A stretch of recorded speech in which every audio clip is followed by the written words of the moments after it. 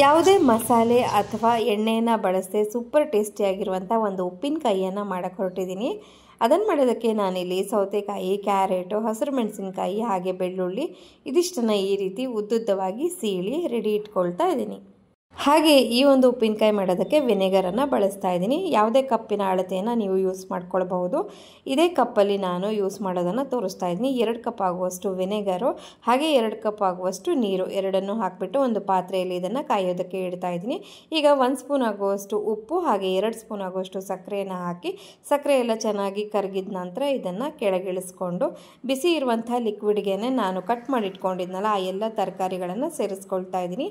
ಈ ಲಿಕ್ವಿಡು ತಣಿದಿದ್ದಾದ ನಂತರ ಇದನ್ನು ಒಂದು ಗ್ಲಾಸ್ ಜಾರ್ಗೆ ಟ್ರಾನ್ಸ್ಫರ್ ಮಾಡ್ಕೊಳ್ತಾ ಇದ್ದೀನಿ.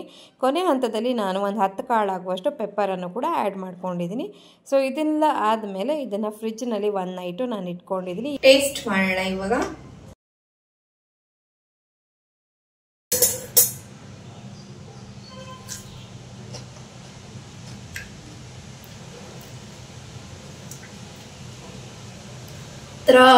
ಹುಳಿ ಹುಳಿ ಇದೆ, ವಿನೆಗರ್ ಆ್ಯಡ್ ಮಾಡಿದೀವಲ್ಲ ಅದಕ್ಕೆ.